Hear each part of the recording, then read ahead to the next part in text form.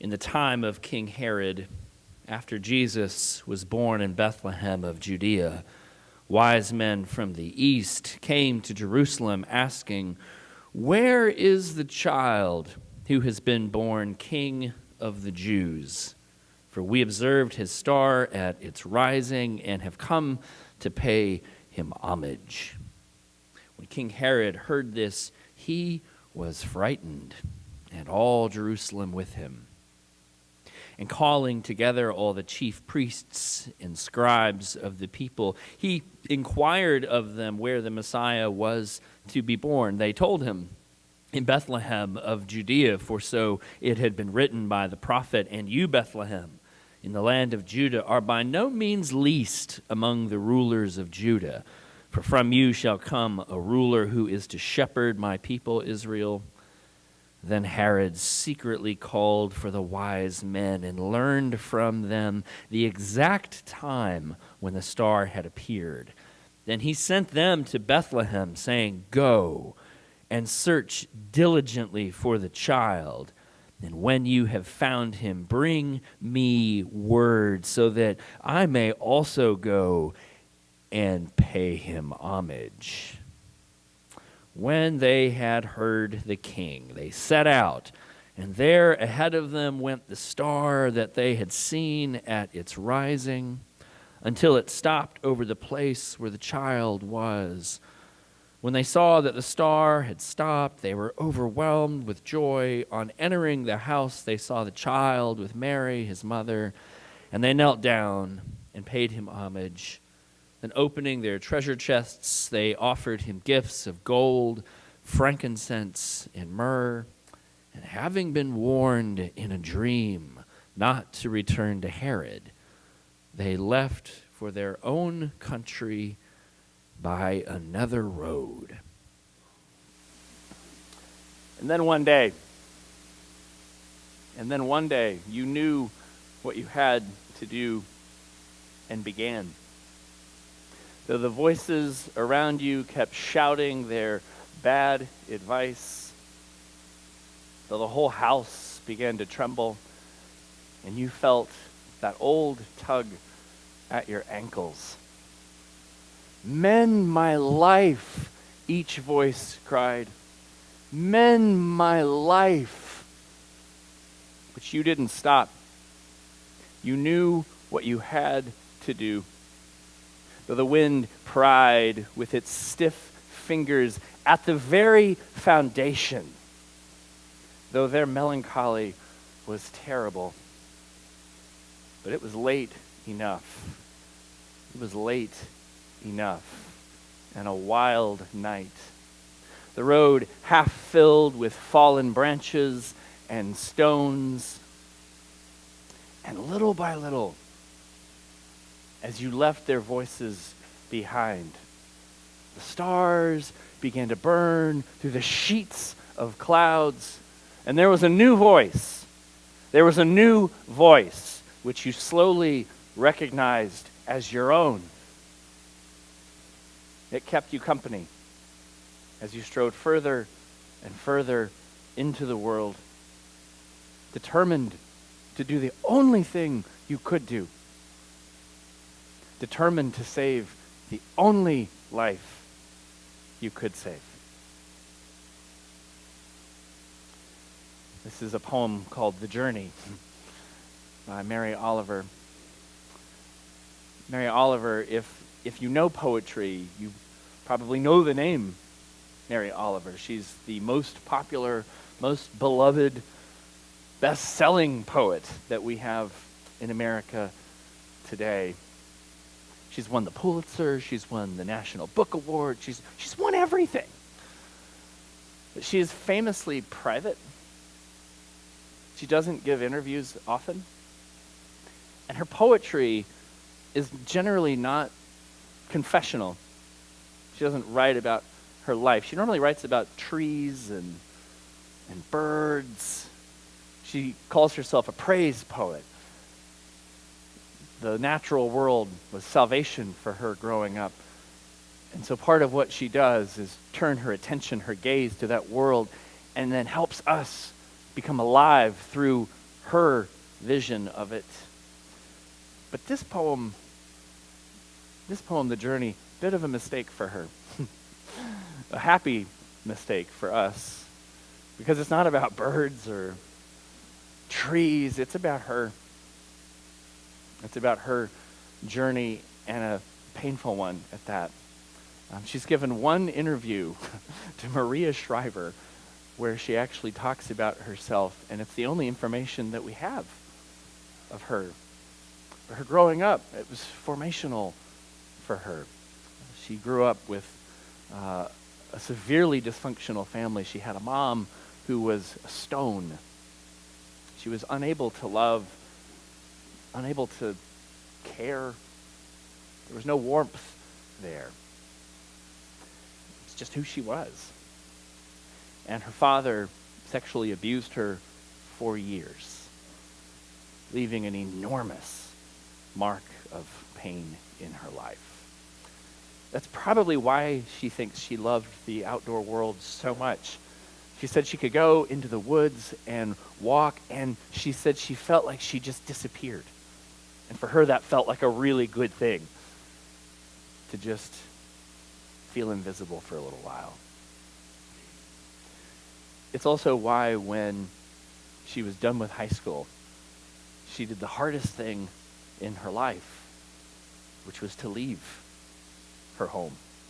As cold and as hard as her parents were, they also really wanted her to stay and to be in that mess with them. "Mend my life," each voice cried. "Mend my life." But she did the only thing she could do. She saved the only life she could save by striking out and taking her journey.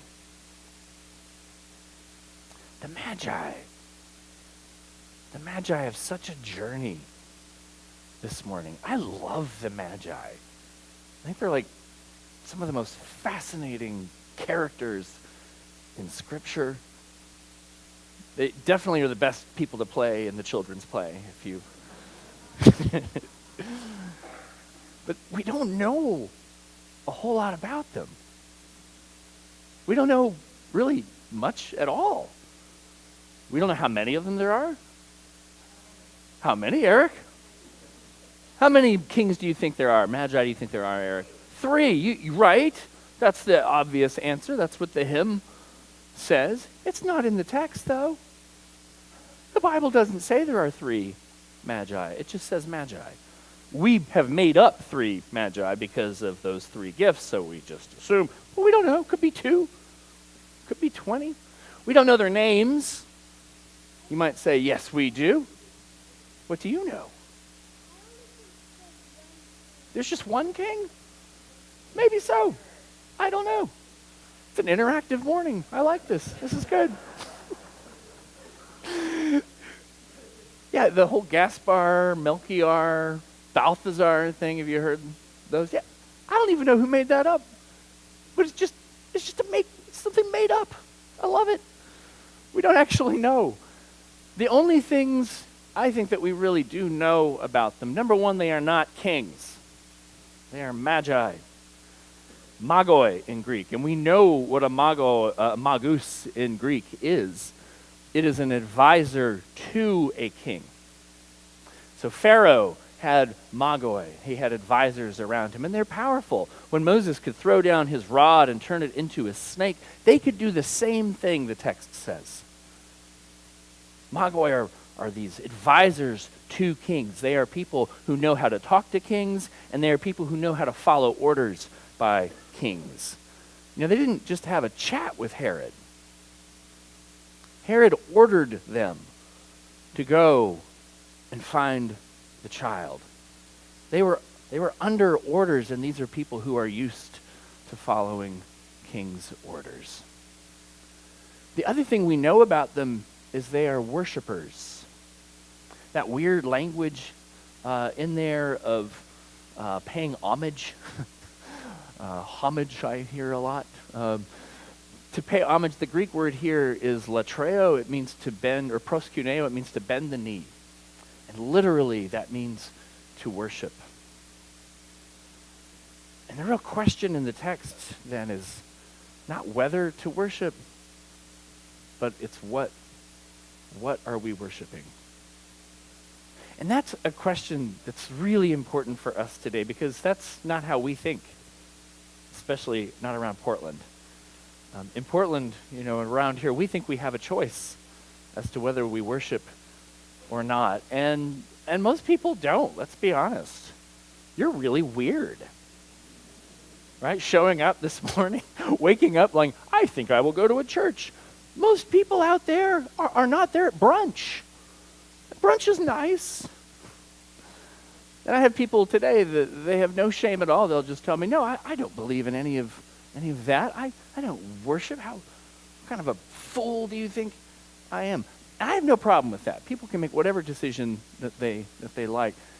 My issue, though, is when we think we have a choice as to whether we worship or not. Because that I don't think is true. And I think we deceive ourselves. So I agree with the theologian H.R. Niebuhr, who said, there are no atheists. The question is just, what God is it that you worship at your center? And there's a real problem when we think like this. Because the center, at our center, it's not that big. Right? At our core, it's not a huge space. And so we can't fit as many things as we might like to fit in our center as we might choose. We have to pick. So the wise men, for instance, right? They go and they visit with Herod, and they pay Herod homage. They want to worship this king, and he goes and gives them instructions. But then they wind up with the Christ child. And there's not enough room inside of their center to worship both Herod, this man of violence and fear, and the Christ child. They have to pick what's at their center.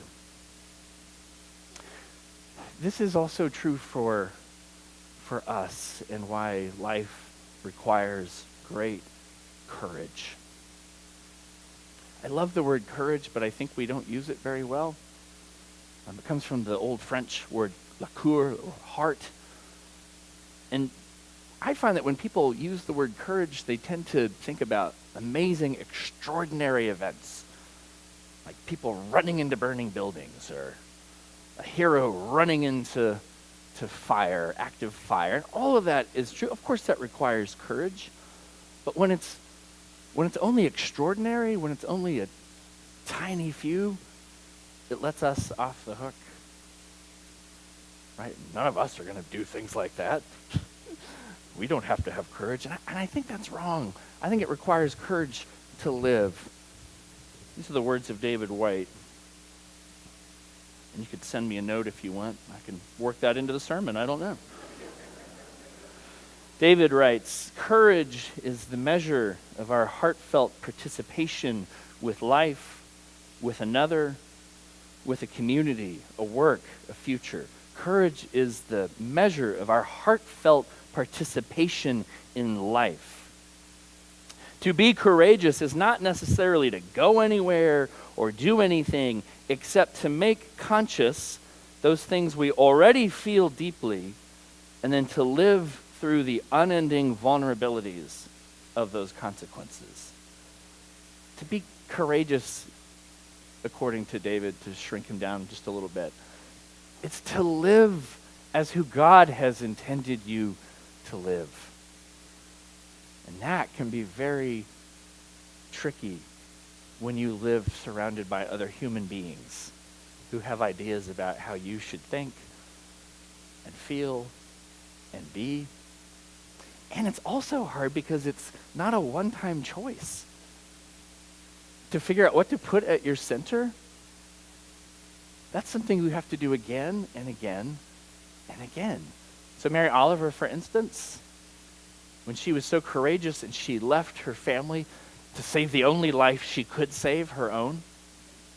That wasn't it for her. She struggled a little bit. She went to the Ohio State University. She went to Vassar, never got a degree from any of those. She kind of floundered. She loved the poetry of Edna St. Vincent Millay. She loved it so much that she wound up going to Millay's house, which is some kind of historic thing.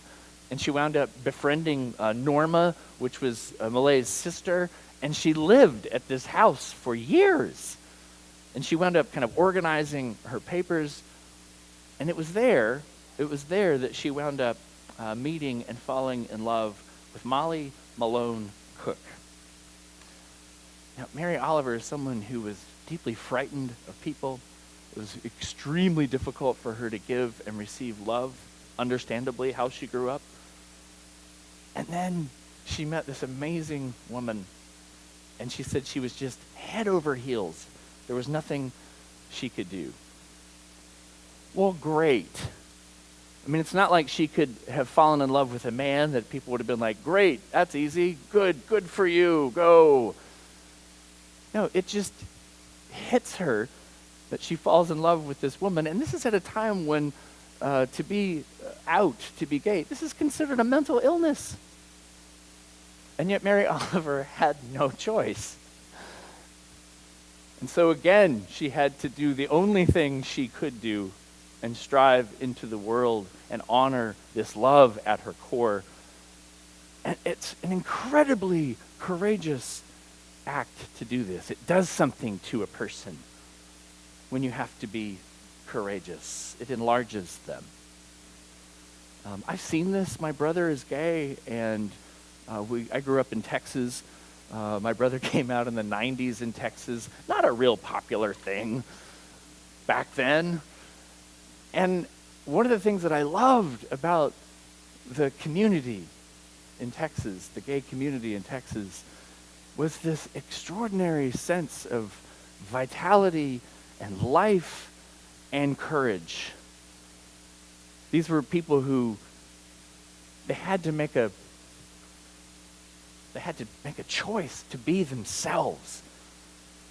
And when people do that, there's just this kind of fire and magic around them, this kind of vitality that kind of inspires that in others. The miracle in this text with the Magi, I don't think it's the star. People get all excited about this star. There are actually people who go back and try to figure out astronomical things, and I don't know. I don't think the miracle of the text is the star. I'm not even sure it's the baby Jesus. The miracle in this text is the Magi allowing themselves and their hearts to be changed in the presence of this little baby. Something they didn't even have words for. It just, when they were in his presence, everything changed inside of them. And even though they had orders from a king, and these were men used to taking orders from kings, instead of keeping him at their center, they decided to put this little baby, this loving, warm, vulnerable little baby at their center. And they took another way home. It changed everything. That's a miracle. Had the king found out, it would have been their deaths. But they made that choice and lived into it. I wonder about you.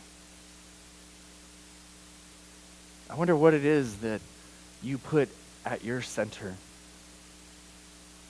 Who it is that God has made you to be that nobody else can be. And what it might be like to have that at your center and live into that and honor that. It's difficult when we live around other people sometimes, because sometimes our friends who love us and care about us worry about us. And it's safer to keep your head down and say the things that you're supposed to say and feel the things you're supposed to feel. But when it's God and this wild Holy Spirit, it's often at odds with the people, the family around you. I wonder what it would be like for you to really inhabit and live the person that God has made you to live, and not just play it safe. It's 2019. It's a brand new year. I wonder what that would be like. And then one day, you finally knew what you had to do and began. Though the voices around you kept shouting their bad advice, though the whole house began to tremble and you felt that old tug at your ankles. "Mend my life," each voice cried. "Mend my life." But you didn't stop. You knew what you had to do, though the wind pried with its stiff fingers at the very foundation, though their melancholy was terrible. But it was late enough, and a wild night, the road half filled with fallen branches and stones, and little by little, as you left their voices behind, the stars began to burn through the sheets of clouds, and there was a new voice. There was a new voice which you slowly recognized as your own. It kept you company as you strode further and further into the world to do the only thing you could do, to save the only life you could save.